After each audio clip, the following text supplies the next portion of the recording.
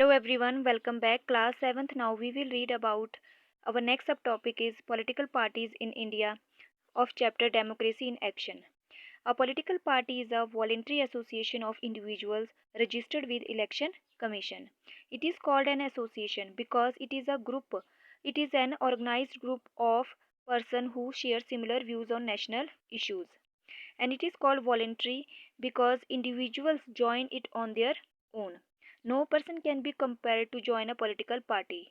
Every citizen has the freedom to join or not to join a party and to join the party of his or her choice.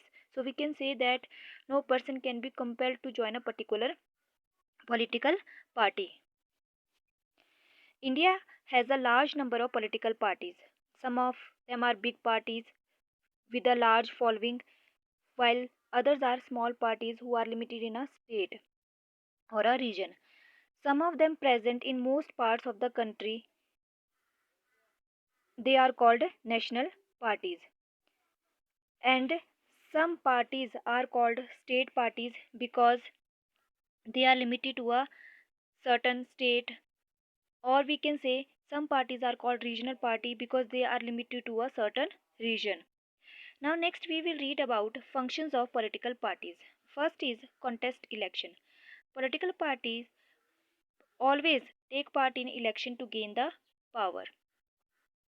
Second is select candidates to conduct election from various constituencies. Political parties are selecting those candidates who had a better chance of winning. Conduct election campaign for its candidates. Each political party conduct election campaign for its candidate to win the election. Help to formulate public opinion. It means the parties explains various issues and problems to the people. In and each party tries to convince people that its policies are the best.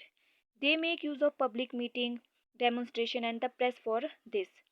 Next is form the government. The political party which win the election, they form the government. They form the government and function as opposition party. The party which do not get maximum vote, or we can say the party which not win the elections, they work as a opposition party. Now next we will read about role of opposition parties. In a democracy, opposition is the watchdog of the people's interest. Watchdog of the people interest. Member of the opposition point out the shortcomings and failures of the ruling party. By doing so, opposition keeps a check on the government. It does not allow the government to become irresponsible. Thus, we can say that opposition is important for the smooth functioning of any democracy. Now, next we will read about election symbols. The Election Commission allots election symbols to all parties registered with it.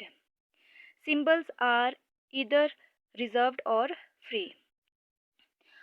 First, we will read about reserved symbol. A reserved symbol can be used only by the candidates of the party to which it has been allotted.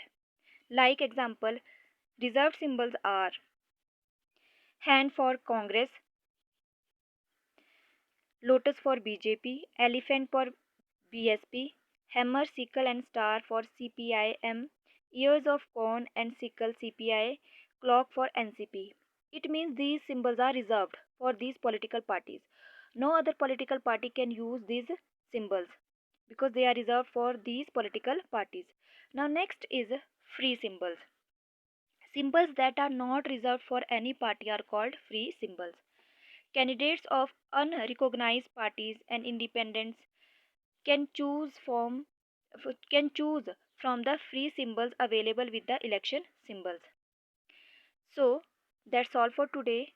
Please like the video and subscribe the channel. Thanks.